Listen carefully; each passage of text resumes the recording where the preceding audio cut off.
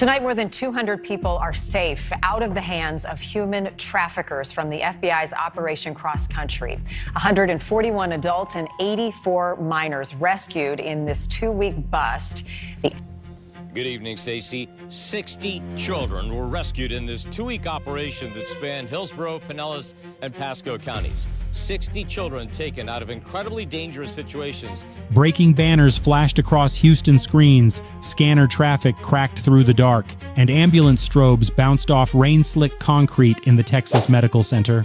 At 2:19 a.m., a children's hospital wing went silent. A federal convoy cut its lights, and one whispered phrase rolled through the radio net. The sealed floor was real. For 3 nights, the FBI, ICE, and the U.S. Department of Justice had been building a case around a polished institution that looked almost too clean to question. Its public name was Gulf Mercy Children's Outreach. Its private function was buried under donation galas, pediatric transport paperwork, and smiling photographs pinned across a lobby in Houston where soft piano music never stopped. What first triggered suspicion was not a scream, not a missing person bulletin, not a smashed door. It was a discrepancy. 17 intake files listed minors transferred from McAllen, El Paso, Dallas, and San Antonio into emergency recovery beds that did not exist on any license map filed with the Texas Department of State Health Services. 9 shell vendors billed for oxygen, cribs, and nutritional packs. 11 wire transfers landed in accounts linked to a logistics charity registered out of Austin. The records looked bureaucratic, almost boring. That was what made them dangerous. By 1:52 a.m., Operation Iron Harbor was already in motion under a sealed federal warrant signed in the Southern District of Texas. ICE Homeland Security investigations had perimeter units staged 2 blocks out. Houston Police Department patrol cars idled without sirens. Texas Department of Public Safety teams were positioned to lock feeder roads along Fannin Street and Highway 59 if anyone bolted. Still, one question stayed open. Why had every suspicious transfer routed through one specific corridor in the building that did not appear on public blueprints? Inside Gulf Mercy, the front held together with careful choreography. Receptionists wore pastel badges, volunteers pushed toy carts, a framed mission statement promised trauma care for displaced children from border regions and crisis zones. The institution's executive director, Abdirahman Noor, a Somali-born administrator with a polished resume and donors in 3 countries, had spent months cultivating the image of a global humanitarian. He knew the language that lowered guards. He spoke in grants, not alarms. He spoke in outreach, in not transport chains.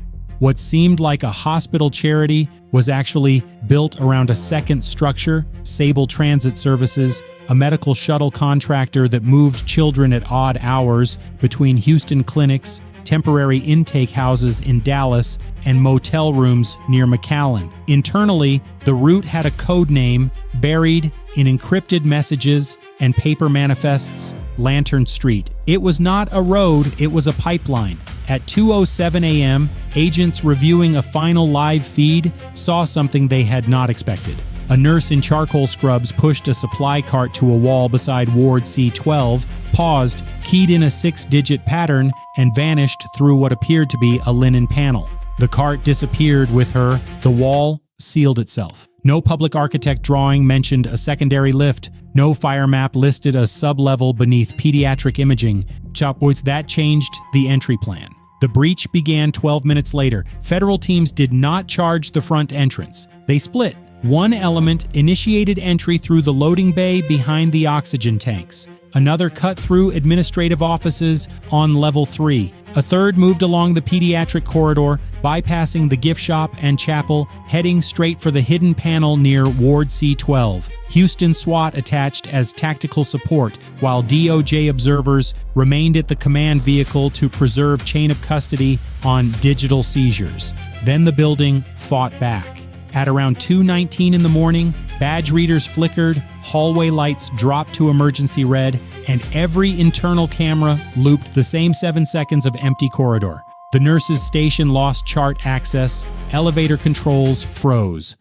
A surge rolled through the hospital server rack, hard enough to trip backup alarms and throw the imaging archive offline. It looked like an external strike.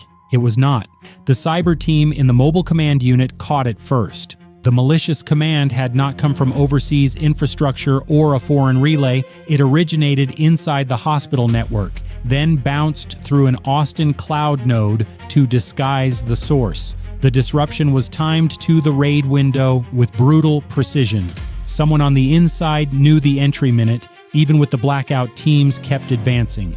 The loading bay unit found 2 unmarked ambulances with magnetic placards that could be swapped in seconds. The Level 3 element hit records, finance, and donor relations, seizing desktops, burn phones, and a shred bin filled with partial photocopies of pediatric consent forms. In the corridor near Ward C12, a tactical medic pried open the false panel and exposed the concealed lift shaft. The elevator car was descending. Agents forced it back up. When the doors split, they found not linens, not equipment, but restraints, child-size wristbands, and a steel key tagged with one word in fading blue marker: Mercy. Below the main floor, behind reinforced access doors and sound-dampened walls, Gulf Mercy's hidden level came into view. Recovery cubicles, windowless intake rooms, storage racks labeled with numerical codes instead of names. 41 children were recovered in phases across the sublevel and adjacent holding rooms, some sedated, some awake, some clutching hospital bands that matched identities assigned to other minors in entirely different cities. Medics moved fast. Federal victim specialists followed. Every child was photographed for identification, triaged, wrapped in blankets, and taken through a secure extraction path that never crossed the public lobby. But the deeper shock was waiting in Records B.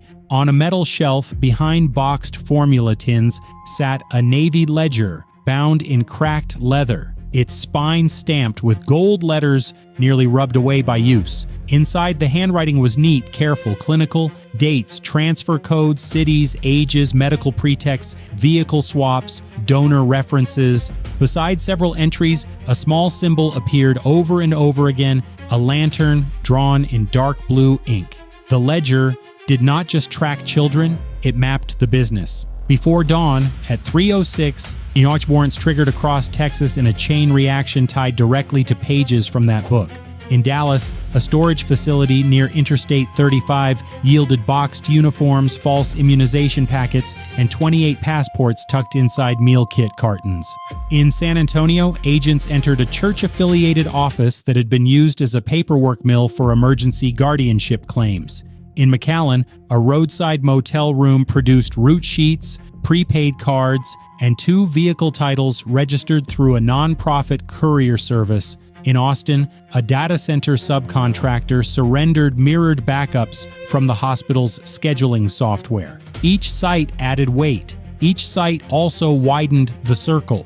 Back in Houston, Abdirahman Noor was captured near the executive stairwell, carrying a laptop, 3 SIM cards, nor in a hard case, normally used for pediatric imaging drives. He did not run wildly. He moved like a man who had rehearsed an exit and discovered too late that the building no longer belonged to him. ICE agents took him down beside a framed donor wall displaying charity partners, conference photos, and plaques from public health fundraisers. His image had been part of the shield. That shield was collapsing by the minute. Outside, the city began to feel it. Families gathered behind barricades around the Texas Medical Center. Rumors spread across Houston that there had been a biohazard, then an abduction ring, then a border-related hostage event. None of those versions held. Reporters clustered at Houston City Hall while helicopters tracked the convoy lanes. Harris County officials refused to comment. The silence was strategic, but silence in a city that large never stays empty. It gets filled. The ledger filled it first. Page 47 tied Lantern Street to a rotating manifest system that replaced names with bed numbers, then bed numbers with transport initials. Page 59 cross-referenced donations from 2 charities in Florida, 1 clinic consultant in Arizona, and a freight intermediary in New Mexico, but the center of gravity never left Texas. Houston was the intake engine, Dallas was the document scrubber, San Antonio handled legal masking, McAllen fed the pipeline, Austin laundered the data trail, the operation was not drifting through Texas, Texas was the machine room, then came the betrayal. A trace from the cyber disruption returned to a privileged hospital account belonging to Marisol Vance, Gulf Mercy's chief compliance officer, a former healthcare auditor trusted by regulators, donors, and even some federal partners during prior grant reviews. Her credentials had executed the camera loop, badge override, and elevator lockout sequence 6 minutes before breach. Server logs placed her terminal on level 2. Parking garage footage showed her leaving the building at 1:58 a.m. in a county-registered sedan. She had not merely looked away, she had paved the corridor. The manhunt barely lasted an hour.